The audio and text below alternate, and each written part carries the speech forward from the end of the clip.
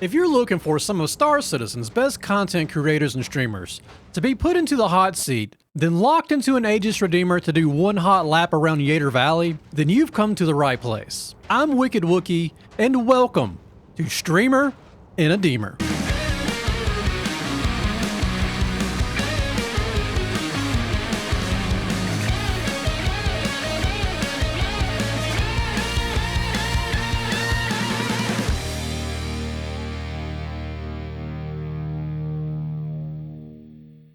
All right, welcome everybody, welcome. I'm Wicked Wookie, and we're here with the one and only Space Tomato. And appreciate you coming down, Space Tomato, and doing the Streamer in a Deemer race with us. Thanks for having me out here on the nice, bright sands of Deemer to crash a couple Redeemers. Yeah, absolutely. First off, I guess we'll start off with where can people find you out if they're happen to be not familiar with Twitch or YouTube? Where can they find you at? Well, YouTube's the easiest place. You just search for Space Tomato and you'll find one of our three channels for Star Citizen. We do gameplay, long-forming podcast stuff, and just regular kind of ranting at the camera videos, or ranting at the microphone videos. Awesome. Okay, so we're going to ask you some questions, get to know you a little bit better on the Star Citizen front. When did you start playing Star Citizen?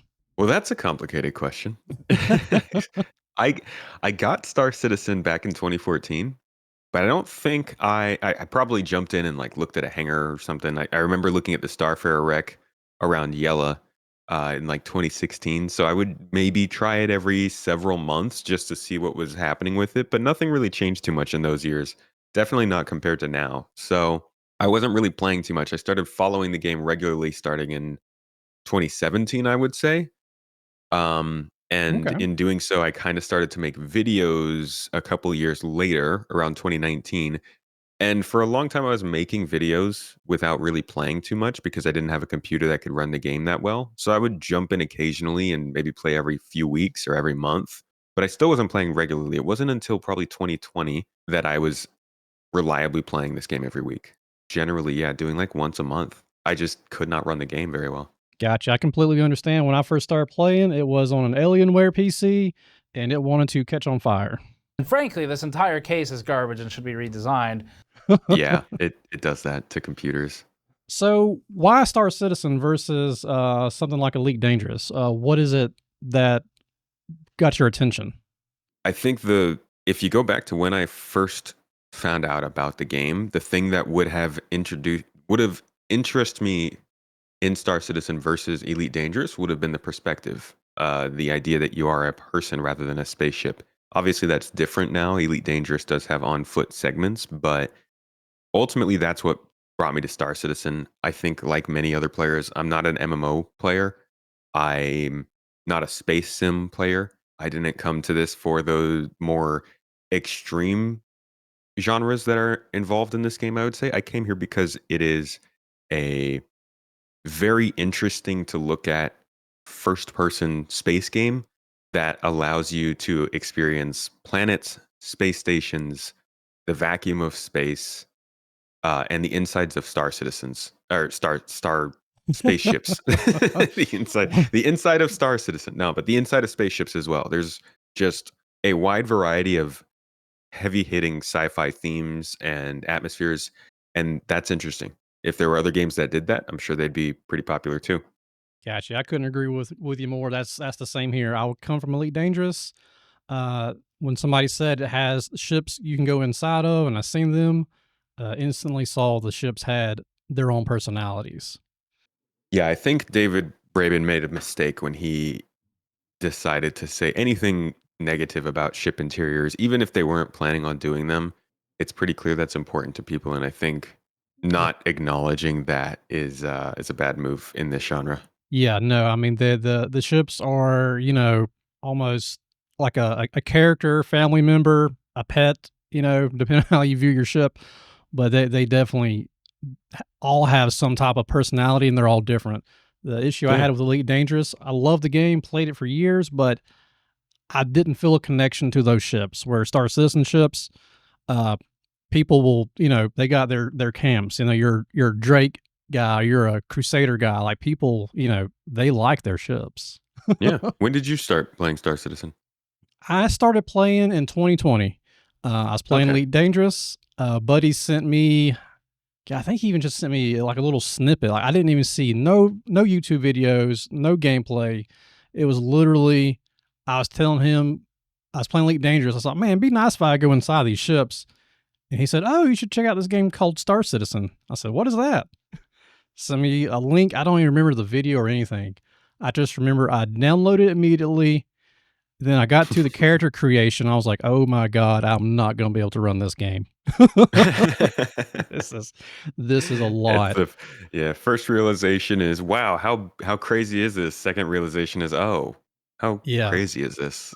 Yeah, so then, took the graphics down to as low as I could get them and, still see pixels kind of clearly, and just worked on upgrading the PC from there and loved it ever since. Nice. Now here we both are in game. Here we are in game.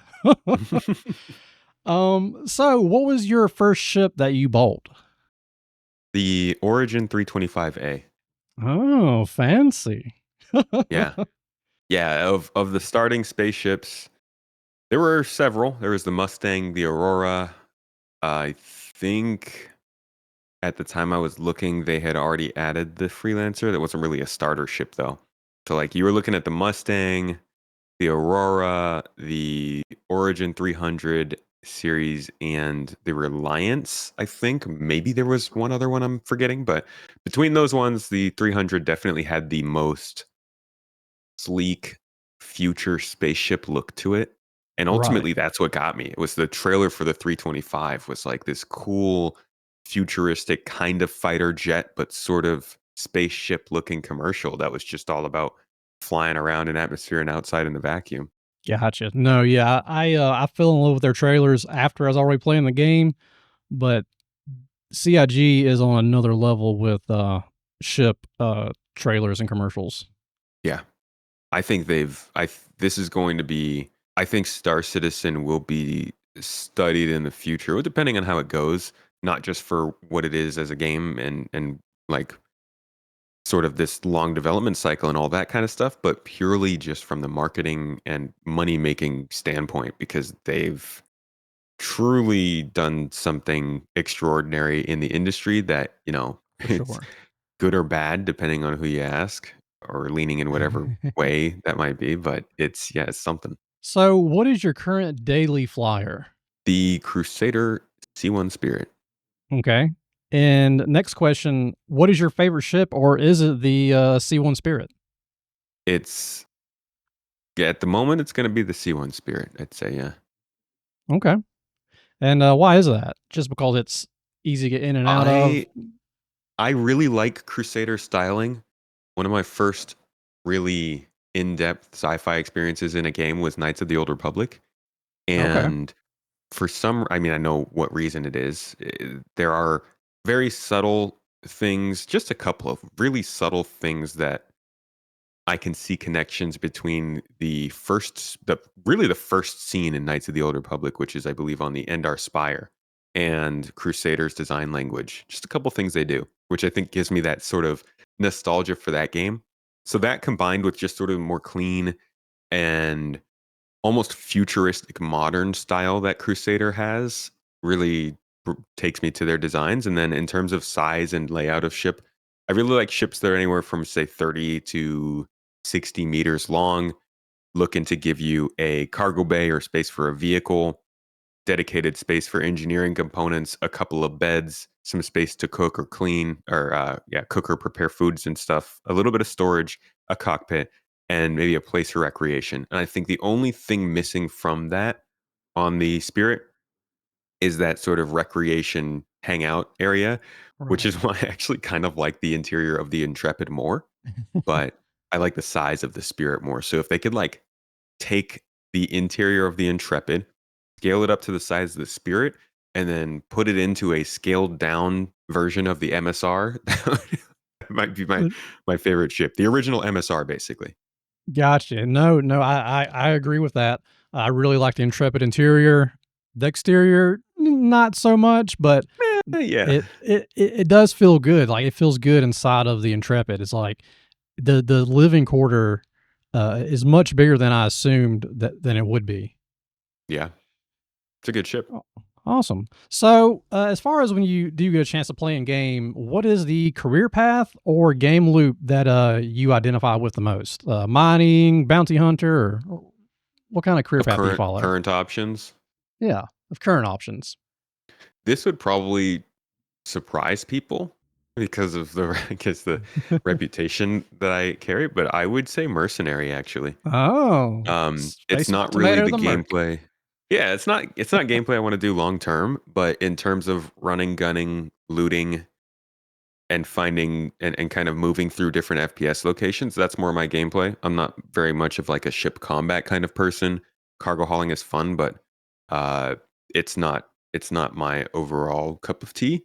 I Gotcha. come from like a background that's like Halo, Call of Duty, Battlefield, Resistance, Fall of Man, kind of first person shooters, story based stuff. So I like that kind of gameplay. And it's not what I want to do long term in Star Citizen, but it's what I probably most associate with right now. Okay. So, long term, what are you looking at changing that career to then? I want to be a data broker. Data We were talking broker. Okay. Yeah. about yeah, we were talking about before this. One of my favorite characters in sci-fi is Liara's Shadow Broker in Mass Effect. And one of my favorite memories is like flying it up to her gigantic ship floating out in the clouds of a gas giant where she's off in the distance, like peddling information and controlling half of the galaxy where nobody can find her. That kind of quiet power of data over physical presence is pretty cool. I mean, you know, we got GII, we got our org, but I would love to be able to make a difference with data as a commodity because I think that's a very unique angle for a game. I don't think many games do that, and hopefully they can pull it off in this one. Right. Yeah. Kind of like a power behind the curtain, so to speak. Yeah. Okay. Cool. So now, for anybody you meet in the real world or family members, how do you explain to them what you do? Ah, it kind of depends on the person. Like Okay. some people know a lot more than other people about this kind of stuff, so you can just lay it out straight. You Right. can be like, yeah, I stream and make videos on YouTube and Twitch. We have a community on Discord. We um have a couple of different channels and we create content. Other people are like, but how does that make money? So you have to go into detail of like, well, it's all this and that. So it really depends, but for the most part, um, I think Mrs. Tomato just says that we're YouTubers. You're a YouTuber, right? You have an audience. I say we generally like if it's somebody that I really don't want to get into a conversation with about it, like we're just getting some services done or something, and somebody's like, "What's your occupation?" I'll be like, "We're broadcasters online." Right. Or video editor. Just, Yeah, yeah, producer. I'm a producer. I wanna be a producer. Yeah. No. I know I've tried to explain to. Granted, like I do other stuff still. I'm still a small channel, but uh, the best way I could explain it to my mom was I just edit videos, mom. Yeah. Okay. Because she will tell people I make video games is what she'll say. Oh. Oh, he makes space video games. Like, mom, I don't make the game. I make a video about the game.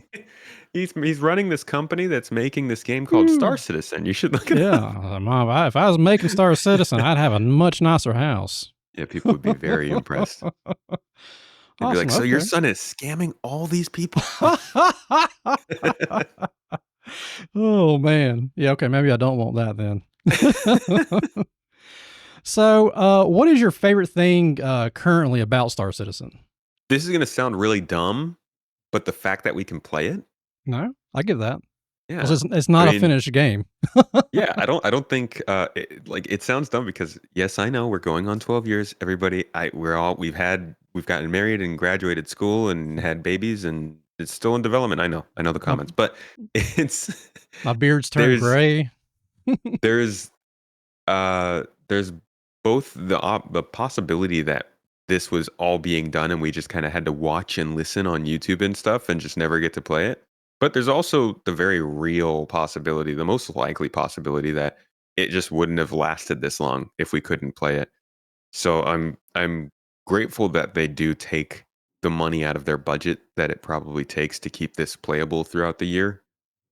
Because as crappy as it is, the amount of like just look at how much people disagree about and talk about game elements when we can get our hands on them and try them out.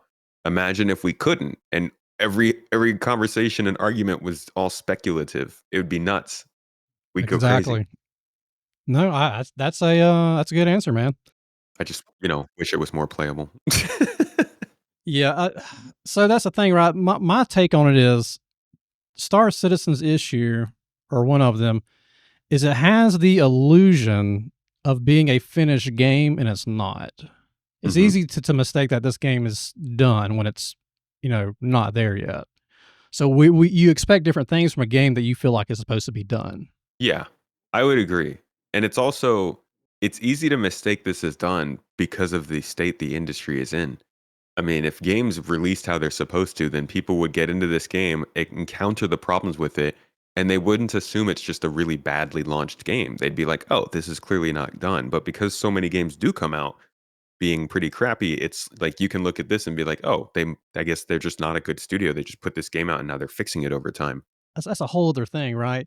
So, growing up when you had, games that were just, cartridge games, what you got was what you got. There was no update. So you could get a bad game back then. The famous Yeah. example is ET, right? For Atari. Uh, Famously a bad game, but there were no updates. The advantage now is we can get updates, so it does happen. But the downside of that is I think some studios say, "Oh well, we'll fix it in an update," and that's kind of the wrong mentality for them to have on it. Yeah.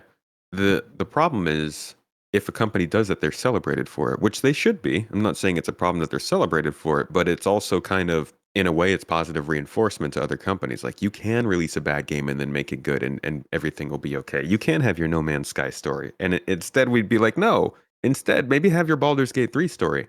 Yeah, Spend your time working on that game maybe out in the open, letting people have feedback and then launch it and see how successful it is after it's already been in that early access process. And I guess that's what a lot of people do now. And that going just goes back around to your topic that like it's easy to mistake an early access game, which this essentially is at this point, as a release game.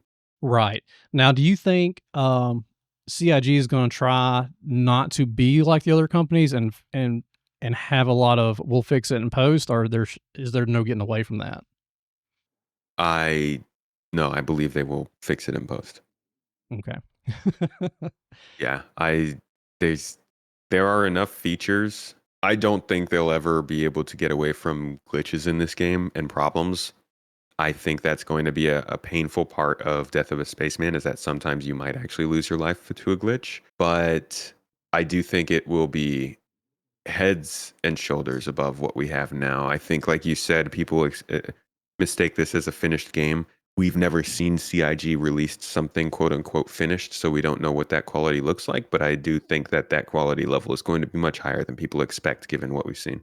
I would agree with that. Yep. I personally think that Squadron 42 it follows for me like a little bit different blueprint than this does because this will be Star Citizen will never really be done, right? It'll just keep, you know, expanding, adding new features, adding Yeah, new systems. Whereas yeah. Squadron 42, that's their standalone game.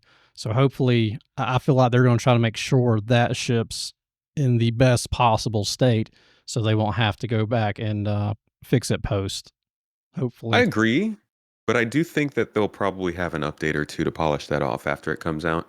yeah, I yeah. think that's inevitable at this point with how big and complex games are. So it kind of brings me to my last question before we watch your race here. If you could change anything in Star Citizen, what would you change? Jeez.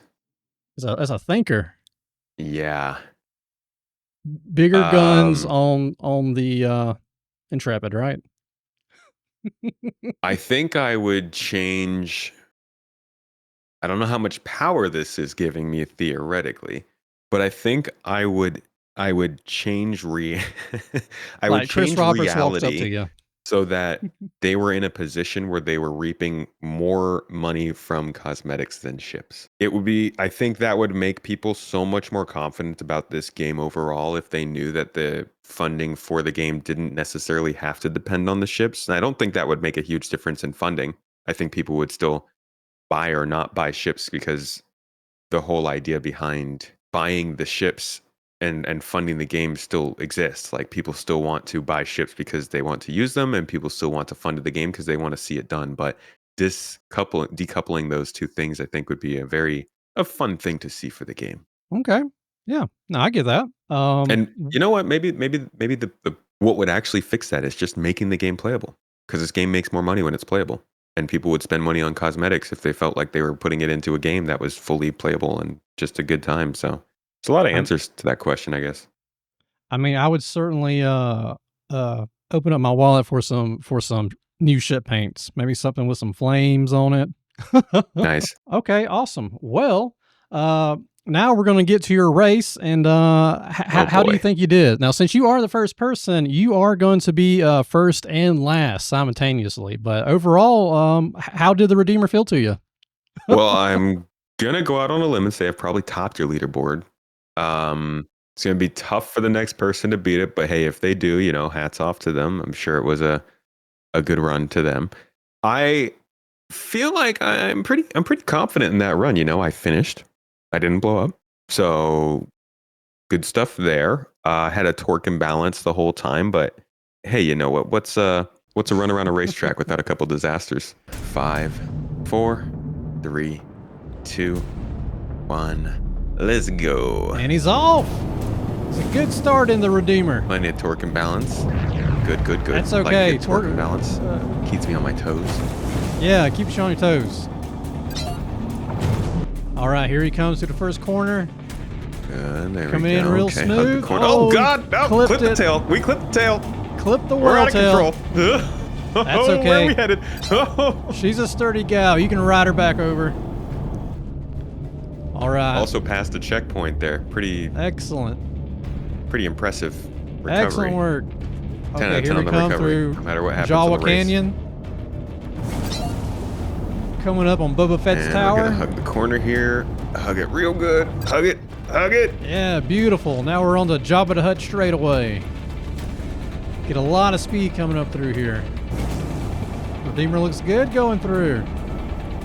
Underneath the tower. Oh, got the nose in the corner. Very nice. All right, here we come up on the Ewok corner. Just use the ground a little bit there for some maneuvering. Pretty That's okay. skillful move. I teach Yeah, it it's in my very school, skillful. my racing school. We'll have to get everybody to sign up for that. It's okay. That was just paint. Nobody needs paint. That just weighs your ship down anyways. And we are up. We're flying. We're good. A We're lot going. of speed coming up. A lot of Oh, speed drop. coming up on Lucas Tower. Rise. Oh, pull up. He's pulling up. Oh, is he going to make it? Drop again. Beautiful. That's gorgeous. Coming down the Crane Chicane. Oh my God. Beautiful. A lot of speed coming in through here. I can't believe I didn't crash there. Oh, man, you got this. Oh no. Here we come. Just one more Crane Chicane left.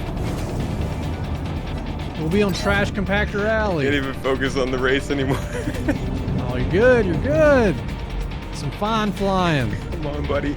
Only a couple more corners left. Iconic racing style. Pedal to the metal, man. Oh, I'm setting them close. That's good. One last corner. Oh, there you go. You cleared it. Crap. All right, full throttle to the finish. And there he is. Yes. Woo! Oh, well, he made it. Oof. Oi. It's okay, it's just some paint. Oi. Oof. Ow. Hey, man, gotta end in an explosion. But the important thing is, it didn't happen until after the race was completed. Your time was 2 minutes and 27 seconds, making you the fastest and slowest person simultaneously since you are our first guest. So hopefully you can hang on to that title. And like I said, you did finish, so that's going to be very important here. But Space Tomato, man, I really appreciate you coming on the show and doing the interviews and doing the race. It was an absolute pleasure to have you on. Of course, man. Yeah, no, happy to be out here setting records and standards for your show. I would say that it seems like this is a good enough point to just retire it and wrap up the leaderboards if that's what you want to think of. Well, we'll see. I mean, you're definitely going to be on there, so we're going to have some more guests lined up, and they'll see if they can either take that crown from you or let you keep it. See how long I sit on top. Well, thank you so much for having me on the show. It's been a good time, man. Okay, thanks everybody for watching. I really appreciate it. I really hope you enjoyed this new series. Big shout out to Space Tomato. Thank you so much for coming on the show and volunteering your time. I will put links in the description to his YouTube and to his Twitch. If you're not familiar with Space Tomato, definitely go check him out. Makes some of the best Star Citizen content out there. Very educational, very informative stuff. Okay, everybody, that's all I got for you. We're going to have hopefully another one in a week. And yeah, I hope you enjoyed it.